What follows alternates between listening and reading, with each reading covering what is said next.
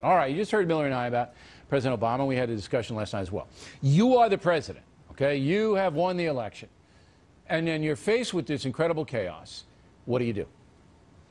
What I think the policy that Obama has devised over the last week or so is a very good one. The one caveat I have is that I would put Robert Gibbs under house arrest until the crisis is over.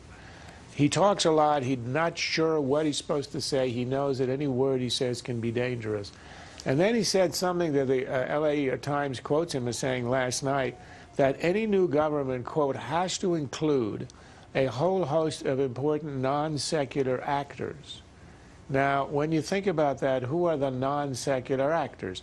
That means the religious parties. What's the main religious element in the country? The main opposition, the Muslim Brotherhood, which we know is a radical Islamist movement. It's the Egyptian, the Sunni equivalent of the mullahs in Iran.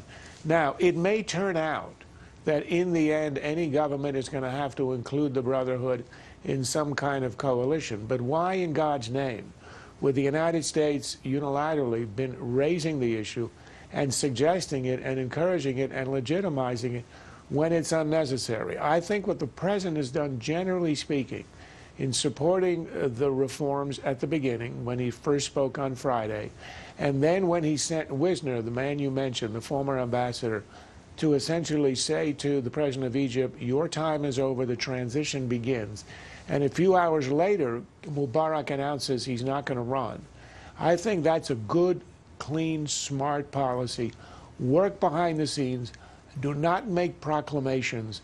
And now we're going to see a stage in which the only issue is going to be, does Mubarak hang on till elections in September, which is not going to happen, or does he leave in a week or two? No, or he's going to leave. It's just a matter. Or even tomorrow. Or even leave. Tomorrow. No, I'm sure that they're negotiating where he goes, and I suggest he goes over to Haiti with Baby Doc, and maybe they form a little club. But I think he's going to leave. What do you make of Biden, Vice President Biden, saying that Mubarak is not a dictator? What do you make of that? I think he should join the Gibbs under house arrest.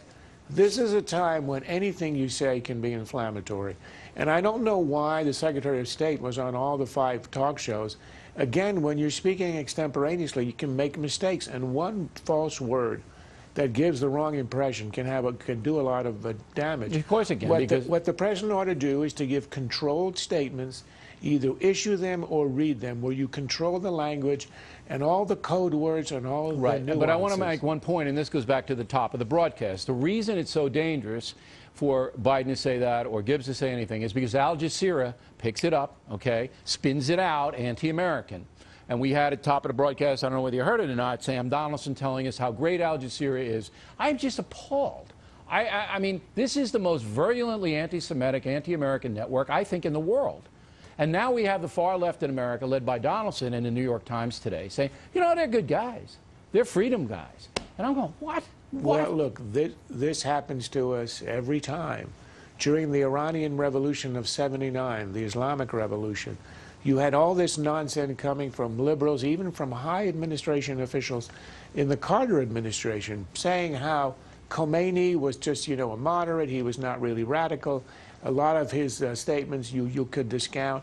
Looking at this always in the rosy scenario. You even hear this kind of talk coming out about the Brotherhood in Egypt, people who say they are going to turn Egypt into a Sharia state, and they also say, which is rather scandalous, they will not allow a female or a Christian in the presidency.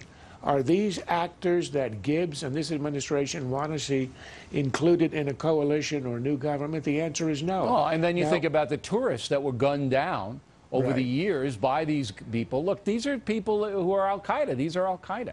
So you're right. I think Obama's doing the right thing, but he's got to shut it all down, work behind the scenes, get rid of Mubarak, and put somebody in there who's not going to cause World War III.